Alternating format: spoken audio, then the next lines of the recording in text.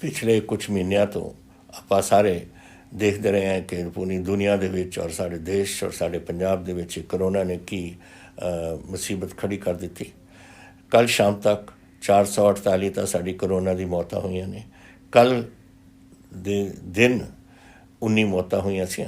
ਤੋ ਇਹ ਹੁੰਦੇ ਹੁੰਦੇ ਇੱਕ ਪਾਸੇ ਤਾਂ ਇੱਧਰ ਸਾਰਾ ਪੰਜਾਬ ਦਾ ਜ਼ੋਰ ਲੱਗਿਆ ਹੋਇਆ ਇਸ ਨੂੰ ਸੰਭਾਲਣ ਵਾਸਤੇ, ਔਰ ਦੂਜੇ ਪਾਸੇ ਕੁਝ ਇਹੋ ਜਿਹੇ ਗੈਰ ਕਾਨੂੰਨੀ ਲੋਕ ਜਿਨ੍ਹਾਂ ਨੂੰ ਕੋਈ ਸੋਚ ਨਹੀਂ, ਕੋਈ ਸਮਝ ਨਹੀਂ, ਔਰ ਜਿਹੜੇ ਸਮਝਦੇ ਨੇ ਕਿ ਅਸੀਂ ਜੋ ਮਰਜ਼ੀ ਕਰੀਏ ਸਾਡਾ ਕੰਮ ਠੀਕ ਰਹੂਗਾ ਔਰ ਅਸੀਂ ਪੈਸੇ ਬਣਾਵਾਂਗੇ। ਔਰ ਉਹਨਾਂ ਨੇ ਇਹ ਖਰਾਬ ਸ਼ਰਾਬ ਵੇਚ ਕੇ 111 ਸਾਡੀਆਂ ਮੌਤਾਂ ਹੋਈਆਂ ਨੇ ਇੱਥੇ ਪੰਜਾਬ ਦੇ ਵਿੱਚ। ਉਹਦੇ ਕਰਕੇ ਪੂਰੀ ਪੁਲਿਸ ਨੂੰ ਔਰ ਪੂਰੀ ਐਕਸਾਈਜ਼ ਡਿਪਾਰਟਮੈਂਟ ਨੂੰ ਹੁਣ ਮੈਂ ਇਸ ਕੰਮ 'ਤੇ ਲਾਇਆ ਹੋਇਆ ਕਿ ਮੈਂ ਚਾਹੁੰਦਾ ਕਿ ਅਗਲੇ 2 ਦਿਨ 'ਚ ਇਹ ਕੰਮ ਖਤਮ ਕਰੀਏ।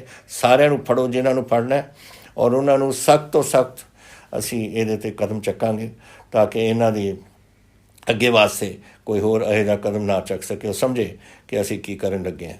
ਔਰ ਇਹ ਜਿਹੀ ਗੱਲ ਚਾਹੇ ਦੁਨੀਆ ਦੇ ਵਿੱਚ ਕਿਤੇ ਹੋਏ, ਕੋਈ ਅਸਾਮ ਦੇ ਵਿੱਚ ਹੋਈ ਹੋਏ, ਕੋਈ ਗੁਜਰਾਤ ਵਿੱਚ ਹੋਈ ਹੋਏ, ਕੋਈ ਹੋਰ ਸੂਬਿਆਂ ਦੇ ਵਿੱਚ ਹੋਈ ਹੋਏ, ਪੰਜਾਬ ਦੇ ਵਿੱਚ ਮੈਂ ਇਹ ਗੱਲ ਹੋਣ ਨਹੀਂ ਦੇਣੀ।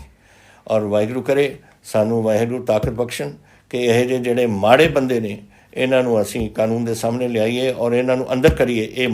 ਇਹ ਜਿਹੜਾ ਕੁਝ ਕੀਤਾ ਇਹਨਾਂ ਨੇ ਇਹ ਜਿਹੜੀ ਮੌਤਾਂ ਹੋਈਆਂ ਨੇ ਇੱਕ ਕਿਸਮ ਦਾ ਖੂਨ ਹੋਇਆ। ਇਹ ਜਿਹੜੀ ਤੁਸੀਂ ਜਾਣਦੇ ਹੋਏ ਕਿ ਜਿਹੜੀ ਇਹ ਸ਼ਰਾਬ ਅਸੀਂ ਵੇਚ ਰਹੇ ਹਾਂ ਖਰਾਬ ਹੈ ਔਰ ਇਹਦੇ ਨਾਲ ਬੰਦੇ ਮਰਨਗੇ, ਔਰ ਤੁਸੀਂ ਉਹਦੇ ਬਾਵਜੂਦ ਤੁਸੀਂ ਇਹ ਚੀਜ਼ਾਂ ਵੇਚ ਰਹੇ ਹੋ। This is amounting to murder. And ਇਹਦਾ ਕਦਮ ਅਸੀਂ ਪੂਰਾ ਚੱਕਾਂਗੇ ਸਖਤੀ ਨਾਲ। ਸਾਰੀ ਪੁਲਿਸ ਫੋਰਸ, ਸਾਰੀ ਐਕਸਾਈਜ਼ ਫੋਰਸ ਅੱਜ ਲੱਗੀ ਹੋਈ ਹੈ ਇਹਨਾਂ ਨੂੰ ਪਕੜਨ ਨੂੰ। ਬਹੁਤ ਲੋਕ ਅਸੀਂ ਪਕੜ ਲਏ, ਹੋਰ ਅਸੀਂ ਪਕੜਾਂਗੇ। ਇੱਕ ਬੰਦਾ ਨਹੀਂ ਛੱਡਾਂਗੇ, ਚਾਹੇ ਉਹ ਕੋਈ ਵੱਡਾ ਬੰਦਾ ਹੋਏ ਪੰਜਾਬ 'ਚ, ਕੋਈ ਕਿਸੇ ਮਹਿਕਮੇ ਨਾਲ, ਸਾਡੇ ਸਰਕਾਰੀ ਮਹਿਕਮੇ ਦੇ ਨਾਲ ਸੰਬੰਧਿਤ ਹੋਏ, ਕੋਈ ਸਾਡੇ ਸਿਆਸਤਦਾਨ ਹੋਣ, ਜੋ ਵੀ ਹੋਣ, ਉਹਨਾਂ ਦੇ ਨਾਲ ਅਸੀਂ ਬੜੀ ਕੜੀ ਤਰੀਕੇ ਨਾਲ ਅਸੀਂ ਉਹਨਾਂ ਦੇ ਨਾਲ ਅਸੀਂ ਸਾਹਮਣਾ ਕਰਾਂਗੇ। ਤੋ ਇਹ ਮੈਂ ਤੁਹਾਨੂੰ ਦੱਸਣਾ ਚਾਹੁੰਦਾ। ਮੈਨੂੰ ਅਫਸੋਸ ਤਾਂ ਹੈ ਹੀ ਸਾਰੇ ਪਰਿਵਾਰਾਂ ਨਾਲ ਜਿਨ੍ਹਾਂ ਨੇ ਆਪਣੇ ਜੀਅ ਖੋਏ ਨੇ ਇਹਦੇ ਵਿੱਚ। ਉਹ ਸਾਡੇ ਬੱਚੇ ਨੇ, ਸਾਰੇ ਪੰਜਾਬੀ ਸਾਡੇ ਨੇ। ਇੱਕ ਪਾਸੇ ਕਰੋਨਾ ਦੀ ਮਾਰ ਹੋ ਰਹੀ ਹੈ, ਇੱਕ ਪਾਸੇ ਇਹ ਬਦਮਾਸ਼ਾਂ ਨੇ ਗੱਲ ਕੀਤੀ ਹੈ। ਪਰ ਮੈਂ ਤੁਹਾਨੂੰ ਦੱਸਣਾ ਕਰੋਨਾ ਤਾਂ ਹੁਣ ਸਾਡੇ ਹੱਥ ਤੋਂ ਬਾਹਰ ਹੈ। ਜੋ ਅਸੀਂ ਕਰ ਸਕਦੇ ਹਾਂ ਅਸੀਂ ਕਰ ਰਹੇ ਹਾਂ। ਇਹ ਸਾਰੀ ਦੁਨੀਆ 'ਚ ਫੈਲਿਆ ਹੋਇਆ, ਸਾਰੇ ਦੇਸ਼ ਫੈਲਿਆ ਹੋਇਆ ਔਰ ਅਸੀਂ ਬਹੁਤ ਕੰਟਰੋਲ ਕਰ ਬੈਠੇ ਹਾਂ। ਲੇਕਿਨ ਜਿਹੜਾ ਕੰਮ ਹੈ ਨਾ, ਜਿੱਥੇ ਤੁਸੀਂ ਜਾਣਦੇ ਹੋਏ ਕਿ ਲੋਕ ਮਰਨਗੇ ਇਹਦੇ ਨਾਲ, ਇਹ ਬਿਲਕੁਲ ਇੱਕ ਖੂਨ ਹੈ ਇੱਕ ਕਿਸਮ ਦਾ।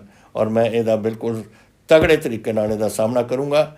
ਔਰ ਮੈਂ ਤੁਹਾਨੂੰ ਦੱਸਣਾ ਚਾਹੁੰਦਾ ਕਿ ਜਦੋਂ ਤਾਈਂ ਸਾਡੀ ਸਰਕਾਰ ਹੈ ਇਹਨਾਂ ਨੂੰ ਸਾਫ਼ ਕਰਕੇ ਇਹ ਲਿਕਰ ਮਾਫੀਆ ਨੂੰ ਖਤਮ ਕਰਕੇ ਛੱਡਾਂਗੇ ਅਸੀਂ।